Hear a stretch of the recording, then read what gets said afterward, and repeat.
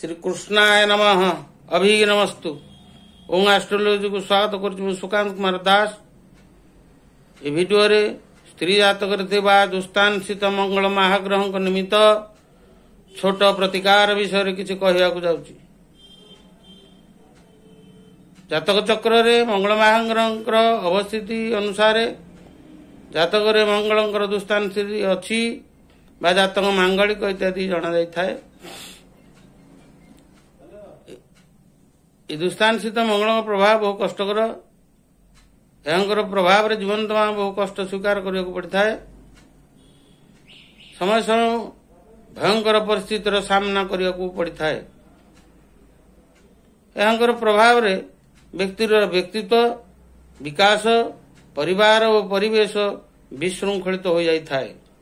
तेणु स्त्री लोक माने सेमानंक जातक थिबा दुस्तान स्थित मंगलंकर प्रतिकार निमित्त जन्म रु मृत्यु पर्यंत लाल चूड़ी लाल पत्थर लाल कुंकुम लाल सिंगार लाल अलता लाल सिंदूर एवं लाल वस्त्र व्यवहार करने द्वारा मंगल महाग्रह तांकर जीवन शेष जीवन पर्यंत मृत्यु पर्यंत समस्त क्षेत्र में सुरक्षा दे था। शैशवावस्था सेमानंकर रोग प्रतिषेधक शक्ति वृद्धि करथांती। अग्नि उत्ताप जनित आघात रक्षा करथांती एवं यकृत जंत्रणा रक्षा करथांती।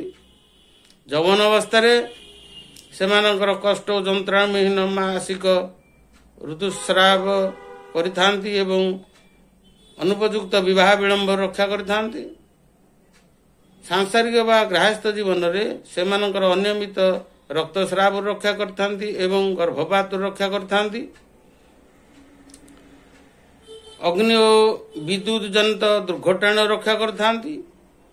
उत्तम गमनागमन सुरक्षा देथांती एवं विशृंखला विहीन व दुर्घटना विहीन गमनागमन करथांती।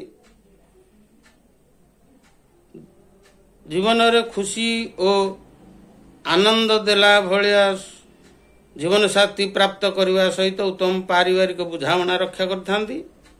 दैनंदिन जीवन में कौन संकटपूर्ण परिस्थिति उपस्थित हेले से धैर्य और साहसर सहित सम्मुखीन होई ताहाकू समाधान करिवार शक्ति मंगल महाग्रह तांकु जोगेवा सहित जीवन तमाम क्रियाशील होबार शक्ति दे थांती। तेणु आपण जातक ये दुस्तान स्थित मंगल प्रभाव रही आपण ये छोट प्रतिकार को स्वयं पालन करंतु आपण निश्चित रूप उपकृत हेबे। दुस्तान स्थित मंगलंकर प्रभाव विषय अधिक किसी जानवा चाहूँगी ताहले आमको 9437241029 नंबर रे संपर्क रखंतु। वीडियोटी जदि भल लगिला ताहले ये चैनल को लाइक सब्सक्राइब एवं शेयर करंतु। रहुची श्री शुभमस्तु सर्वजगतां।